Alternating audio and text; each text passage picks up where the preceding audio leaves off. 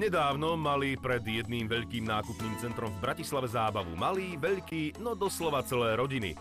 Defilovali tu záchranné zložky, policajti, zdravotníci. Kto chcel, vyskúšal si schopnosti pri poskytovaní prvej pomoci. Kto chcel, naučil sa zakladať putá. Ale mnoho poznatkov si všetci odniesli aj vďaka BECEPu. Ten sa pripomenul nielen mobilným dopravným ihriskom, ale aj simulátorom na prevrátenie vozidla. My sme sa rozhodli tento rok opäť viac ľuďom priblížiť rôzne aktivity, ktoré smerujú k tomu, aby poukázali na to, ako by mala vyzerať bezpečnosť, či už za volantom alebo v rámci cestnej premávky.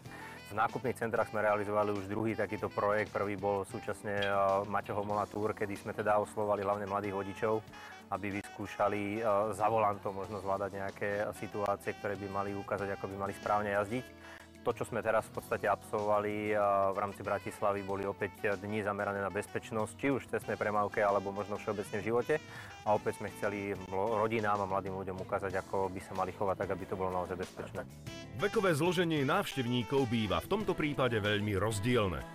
Najväčšia cieľová skupina sú vždy mladí vodiči, to znamená, tí sú v rámci cestnej premávky najrizikovejší, teda tá skupina medzi 18 a 25 rokom života, ale vôbec sa nebraníme tomu, samozrejme, že aktivít sa zúčastňujú aj mladšie deti a prípadne aj starší ľudia, pretože všetci tvoria aktívnu účasť v cestnej premávke.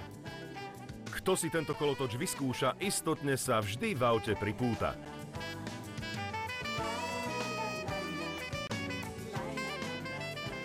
S dopravnou výchovou je najlepšie začať už v útlom veku.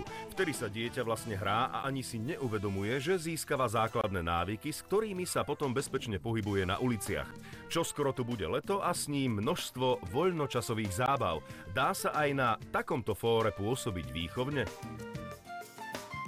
V rámci leta mám naplánovaných viacero podujatí, či už by to boli opäť účasti na letných hudobných festivaloch, tak ako tomu bolo minulý rok, kde chceme mať svoje prezentačné bloky, ktoré budú zamerané na bezpečnosť, alebo taktiež ideme robiť aj vzdelávacie kurzy, či už pre vodičov motorkárov, alebo aj pre vodičov osobných vozidiel.